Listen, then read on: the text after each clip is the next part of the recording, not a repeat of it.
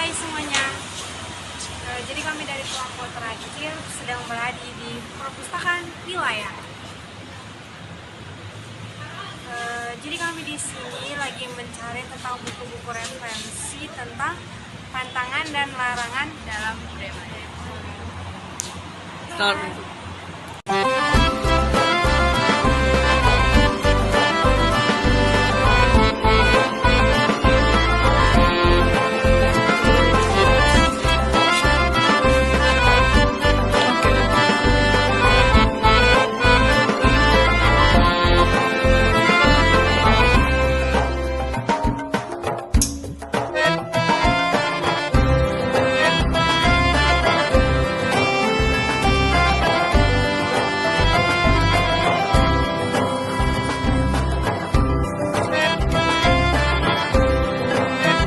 Di tengah hutan suara burung bernyanyi, terbang ke sungai menangkap ikan bawal. Bersama kita belajar tanpa henti, semoga ilmu ini menjadi bekal. Izin memperkenalkan diri, saya Kristia Ruth Salimita Lubis dengan NIM 24031136670 dari Prodi S1 Statistika, Fakultas Matematika dan Ilmu Pengetahuan Alam, Universitas Riau, tahun 2024. Di sini saya akan menyampaikan materi pantang larang dalam budaya Melayu sebagai tugas akademik saya untuk pemenuhan nilai mata kuliah budaya Melayu yang diampu oleh Bapak Dr. M. Rizal M. Tambusai, MSI MH. Pantang larang sendiri merupakan tradisi yang berisi aturan-aturan yang dianggap penting untuk dipatuhi oleh masyarakat, di mana pantang larang di sini sifatnya turun-temurun, dan masyarakat itu percaya bahwa jika kita melanggar pantang larang, itu akan mendatangkan konsekuensi negatif bagi pelakunya, bagi para pelanggarnya. Dalam konteks sosial, pantang larang berfungsi sebagai penjaga keharmonisan dan keseimbangan dalam masyarakat. Dan selain itu, pantang larang juga mengandung nilai-nilai pendidikan, di mana orang tua biasanya menggunakan pantang larang ini sebagai sarana untuk mendidik anak-anak mereka di dalam kedisiplinan dan rasa syukur. Selain itu juga tentang sopan santun. Contohnya ada larangan di mana kita dilarang untuk menyisakan nasi kita, menyisakan makanan. Dengan kata lain, larangan ini mengajarkan kepada anak-anak untuk tidak boros dan menghargai rezeki, sehingga tidak membuang-buang makanan. Dengan kata lain, pantang larang dapat digunakan sebagai media untuk mentransferkan nilai-nilai kearifan lokal kepada generasi muda. Baik, sekarang kita masuk ke pantang larang Melayu yang pertama, yaitu pantang larang dalam beribadah. Orang Melayu identik dengan budaya Islam.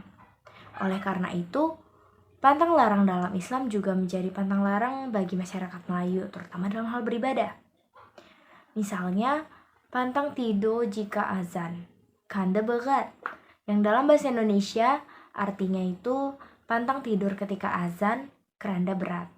Maknanya, seorang umat muslim dilarang untuk tidur atau berbaring ketika azan berkumandang.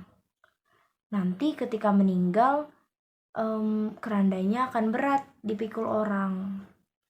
Hal ini berhubungan dengan hadis Nabi yang berbunyi apabila muazin mengumandangkan azan, para umat muslim wajib menjawabnya. Jika tidak, pada saat wafat nanti, pada saat meninggal, kerandanya akan berat untuk dipikul. Oleh sebab itu, beristirahatlah sesuai waktunya. Jangan terlalu banyak begadang, jangan terlalu lama tidurnya, agar dapat menunaikan sholat, menunaikan ibadah tepat waktu. Selanjutnya, pantang lewat depan orang semayang, nanti mak mati. Yang maknanya itu pantang melewati orang yang sedang sholat, nanti ibu mati. Karena dalam fikih Islam sendiri pun sudah diajarkan tata cara jika ingin melewati orang sedang sholat, yaitu tidak melewati tempat sujud mereka. Hormatilah orang yang sedang sholat, hormatilah orang yang sedang beribadah, karena pada saat sholat, pada saat beribadah itu orang tersebut sedang berkomunikasi dengan Tuhannya. Jadi ada baiknya jika kita menghormati peribadahan orang tersebut. Nilai-nilai yang terkandung dalam pantang larang ini berperan dalam pembentukan karakter masyarakat Melayu. Hal ini diajarkan secara lisan dari generasi ke generasi untuk menanamkan karakter dalam pribadi dari masyarakat Melayu itu sendiri. Sehingga dengan adanya pantang larang dalam beribadah ini, masyarakat Melayu dapat menjaga identitas budaya mereka dengan berpegang pada kepercayaan yang mereka anut. Selanjutnya ada pantang larang dalam berkata. Lidah adalah indera pengecap sekaligus alat berbicara yang harus digunakan pada tempatnya. Pantang larang Melayu berbunyi pantang mencabo di tengah laut, tak dapat balik. Yang dalam bahasa Indonesia berarti pantang mencabar di tengah laut, nanti tak dapat balik, tak bisa kembali. Maknanya kita itu harus baik-baik dalam berbicara, tidak boleh takabur, karena kita bukan siapa-siapa di muka bumi ini. Oleh karena itu kita tidak boleh mencabar. Mencabar sendiri merupakan kata-kata yang sifatnya itu menantang. Jadi kita tidak boleh berbicara yang tidak baik. Orang Melayu sangat menjaga adab perkataan mereka dimanapun mereka berada, termasuk di kamar mandi. Seperti ada pantang larang yang berbunyi, jangan bercakap di jamban, mata ketumbat. Yang artinya itu kita tidak boleh berbicara di kamar mandi, nanti mata kita sakit seperti ada butiran di kelopak mata gitu. Hal ini juga berkaitan dengan ajaran Islam di mana dilarang berbicara di kamar mandi, apalagi menyebutkan ayat suci Al-Quran. Juga ada pantang larang yang berbunyi, pantang bercakap beso, nanti kecewa. Yang maknanya itu pantang berbicara besar, nanti kecewa.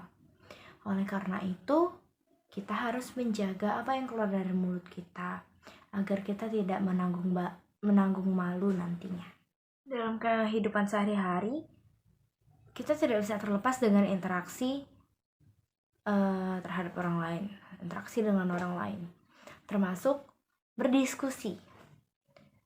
Masyarakat Melayu memiliki pantang larang yang mengatur adab mengenai diskusi, yaitu pantang motong cakap orang, kurang aja, yang maknanya itu pantang memotong pembicaraan orang lain karena itu kesannya kurang sopan.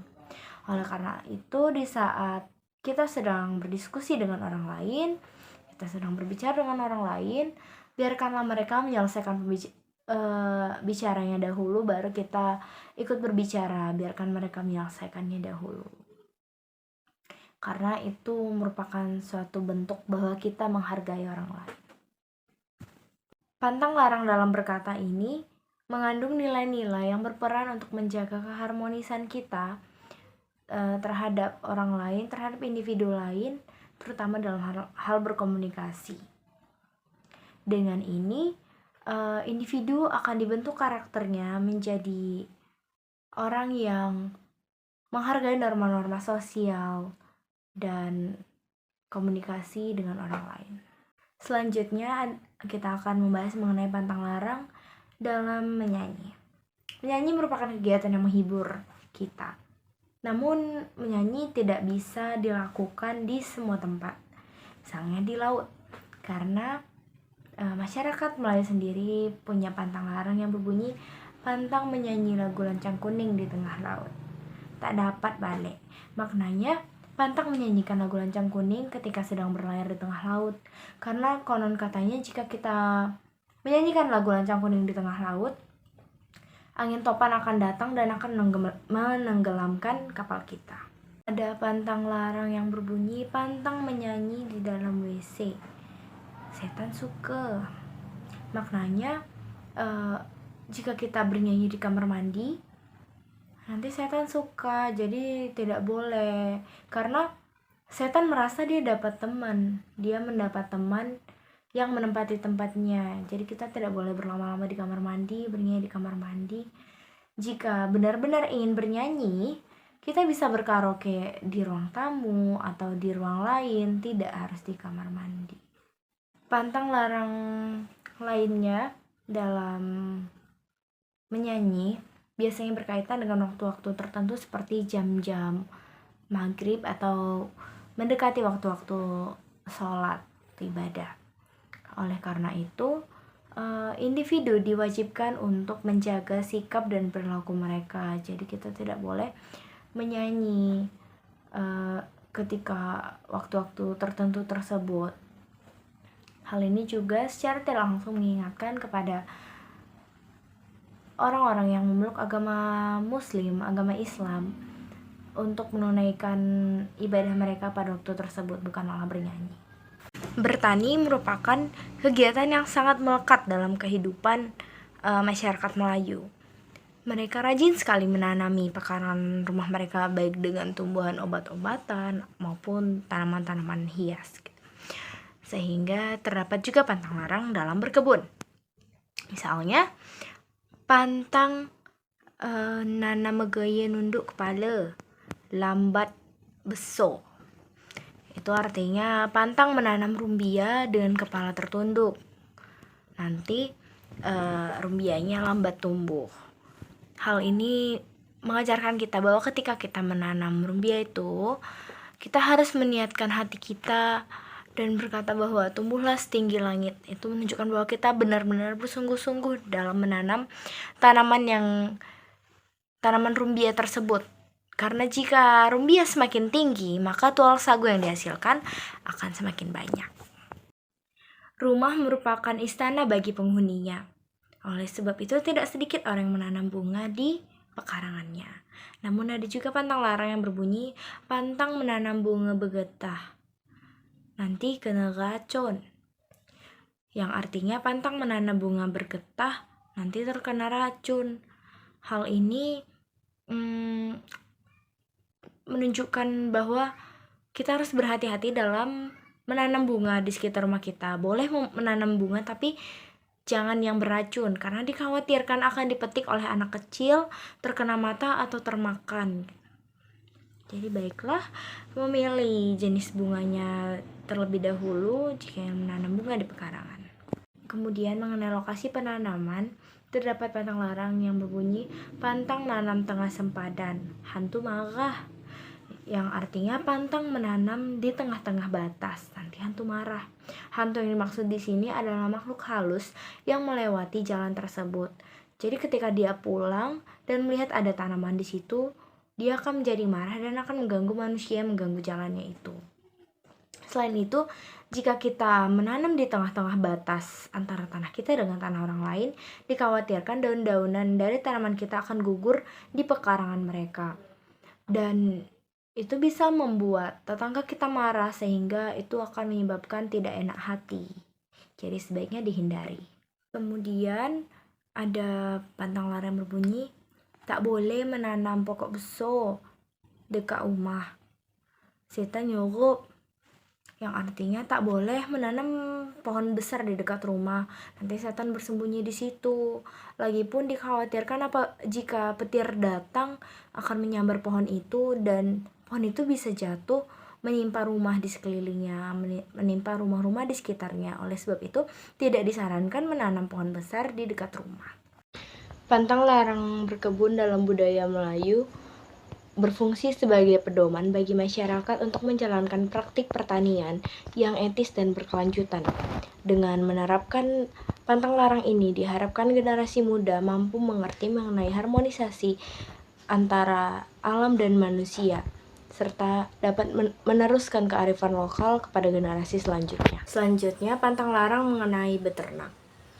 Yang pertama itu ada pantang larang yang berbunyi, pantang bagi ayam makan depan pintu, ayam penaik. Artinya kita tidak boleh memberi makan ayam dari depan pintu.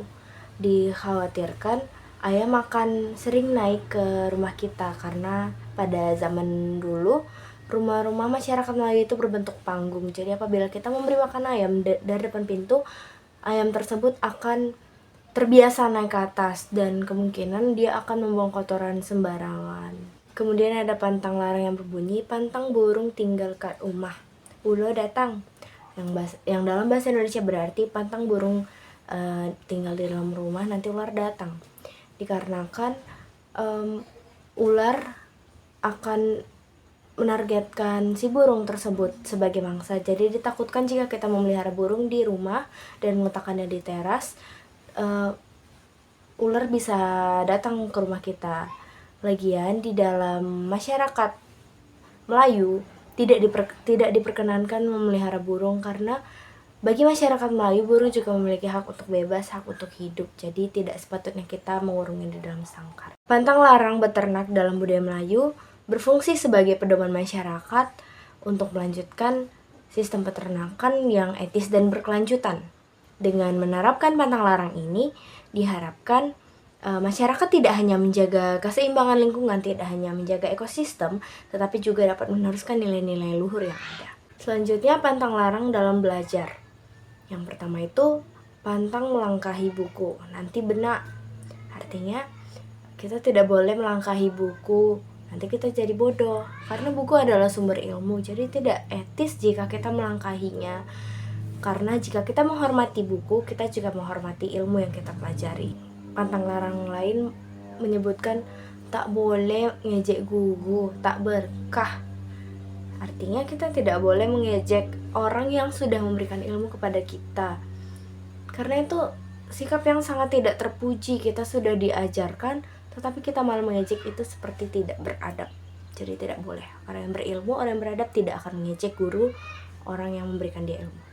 Pantang larang belajar dalam budaya Melayu sudah banyak diimplementasikan di dalam sekolah-sekolah. Dan guru-guru juga banyak menyisipkan pantang larang ini ketika melakukan kegiatan belajar mengajar di sekolah, karena ini lebih mudah diterima oleh anak-anak karena mereka juga sudah menerima ini dari rumah. Jadi itu tidak asing lagi bagi anak-anak tersebut. Selain itu, pantang larang dalam belajar juga membantu anak-anak menjadi anak-anak yang bermoral dan berpendidikan serta beradab.